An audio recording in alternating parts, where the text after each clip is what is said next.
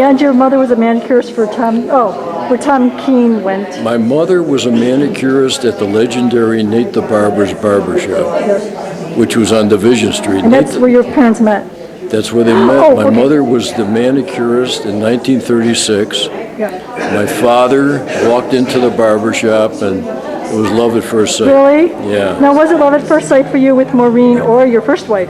Well, Maureen, I got lucky. I did not have a good marriage with my first wife. But Why'd you get married so young? I was young. I wasn't as smart as I am now. And was it also financial? Your father was a lawyer, a successful lawyer? Yeah, I was a poor kid, and she came from a wealthy family, and I was impressed. And her father was a famous lawyer. But although he offered you work for him, and you said no. Yeah, he wanted me to work for his firm. He was with a very big law firm. In fact, one of his partners was the governor of, had been the governor of California.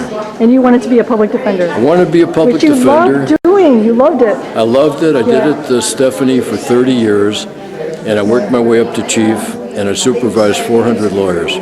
You and your wife, Maureen, you're both lawyers, so when you have arguments at night, I hear she wins. You had some interesting conversations at night. Yes, I win all the arguments. Cool. No, actually, we both think pretty much alike. Even though I was a defense lawyer, I'm not the same kind of guy I was when I started, because there's a lot more violence these days. You know, in the old days, a criminal, a robber would rob a 7-Eleven and they'd walk away with the money. Today they kill them. So I could be a district attorney today. We have a lot in common. You would never suspect it. We have an age difference, different ethnicities, different religious backgrounds. Grew up in a different area. But we have the same take on people. We like the same type of Midwestern people. As well. I am a lawyer too. I'm a prosecutor. Cool. We started coming back here 20 years ago. I told Maureen, my wife, I miss Chicago and I want to come back. And we started 20 years ago, and then we started coming back once a year. Then it was twice a year.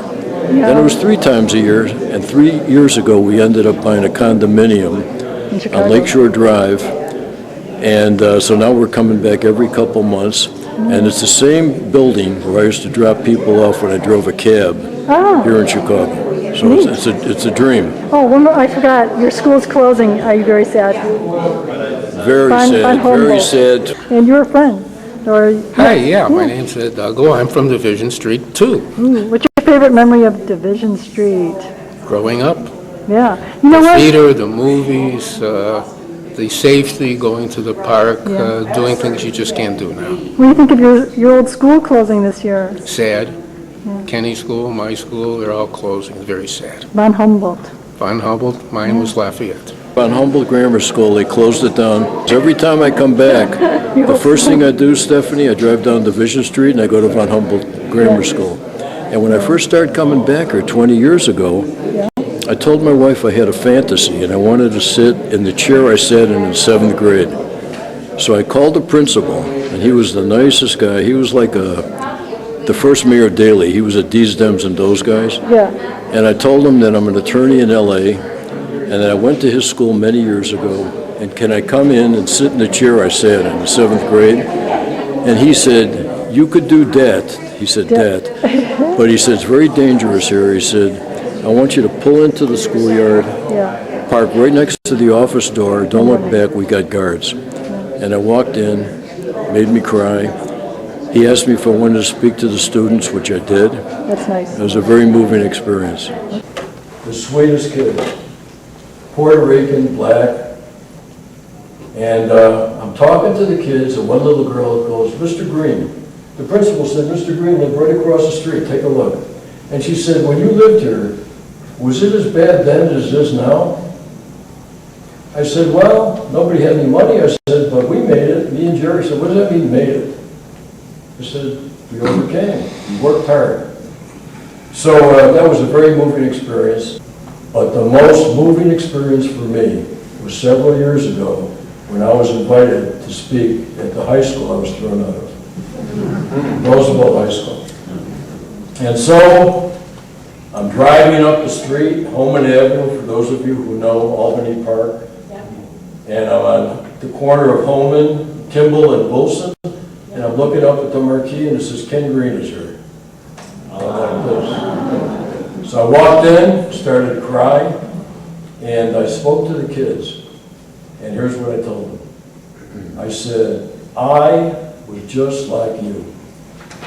I said, I had nobody who ever told me that I could achieve greatness, except for my father. I was very lucky. I said, but I was thrown out of the school. You don't want to do that. You don't want to ever do that. But I made a comeback, and here's how I did it. I worked, and I worked, and I worked. And we came to LA, and I left Chicago in 1962, January 16th. It was one of the worst snowstorms ever. And I get to LA, palm trees, sunshine. I stayed. So I lived with my parents in a tiny little apartment, and I slept on the couch, and I finished my bachelor's degree at California State University. I then became a high school teacher, and I started law school at night. I was sleeping 3-4 hours a night, the greatest criminal defense firm in the world. I stayed there for 30 years. I worked my way up to chief. Yeah, I was a trial lawyer my whole career. I tried over 100 jury trials. I don't get nervous. By the way, you did really good. You had 99 counts overturned on one trial. I did. I had a really big case. One of my co-counsels was the ex-partner of the mayor of Los Angeles. And we represented 3 guys. And it was a very serious case, robbery, rape, burglary. And we got a verdict of 99 counts, not guilty. I was told it was the biggest not guilty verdict in Los Angeles. Cool.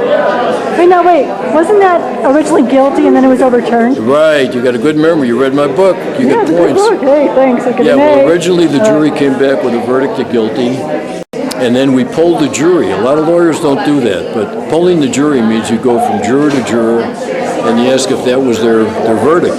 And one said no. One said no. And that was enough. Yes, and well, when she said no... Remember, it just takes one. It takes one, you got it. Just like Marie. So the judge got into a dialogue with her, and the woman said that she was pressured by the other jurors. The judge should have just sent them back to deliberate again, but she didn't, and she clouded the record, and we made a motion for mistrial, and it was granted, and the case was, we retried it, 99 counts not guilty. I supervised 400 lawyers. You think I ever told any of those 400 lawyers I got thrown out of high school? There was one other reason that I decided to write the book. It was my hope that I can inspire children who lack self-esteem because I was thrown out of high school. Why I hated school, I don't know. But I declared every Monday a holiday. I wouldn't go to school on Monday. So one day it caught up to me, and the principal called me in and he said, "You're out." I was going to Roosevelt High School on a permit because I'm a Humboldt Park boy. So I had to go to Thule. And I remember the first week I was there, I saw a teacher tumbling down the stairs. I mean, it was a rough school. So I was depressed. So after about a half a year, I called the principal at Roosevelt and I said, "Please, take me back." He said, "Well, here's what you're going to have to do. Stop being a bum, go to school every day, get a B average, I'll take you back." So I did it. The problem was, when I came back, my grades were so bad that it took me 4.5 years to get my high school diploma because I never went to summer school at Lane Tech. Instead, I drive my father's 48 Oldsmobile up to the door, I make a U-turn, and I go to the beach. And when I graduated, there were 185 kids in my class, and I was 184. I was a janitor where I lived in Chicago. And like many of you, in the winter, I had a little sled. Remember we used to belly flop? And I'd be in the vestibule, and this sweet man, an Italian immigrant, named Andy Passavanta, would put his arm around me, and he would say, "My boy, go to college. Nothing is more important than education." He said, "You could have all the money in the world, but you could lose it." He said, "You could have great health and you could lose it, but you'll never lose what's up here." And I kept thinking about that. did. The guys that I grew up with, I'll tell you what their fathers did. They were either cab drivers, junkmen, they called them junkmen, they were scrap metal iron dealers, house painters, the best parents, very loving parents. And I remember one day, I'm in 7th grade, and the teacher goes around the room and she says, I want every boy to stand up. In those days, you know, it was boys, not the girls. And tell me what your father does. So she goes around the room, one guy said, my dad's a cab driver. The other one said, my dad's a house painter. And she gets to my buddy Donnie Solomon. Donald, what does your father do? He had a big loud voice, he said, my father is an MD. She said, oh, Donald, that's so nice. What kind of a physician is he? He says, a metal dealer. Nobody lived in a house, everybody lived in an apartment. But my part of the division wasn't as far west as where you were, because that was class. If you were east of Humboldt Park, those were the poorer people. I was east of Humboldt Park. The guys who were west of Humboldt Park were the big money.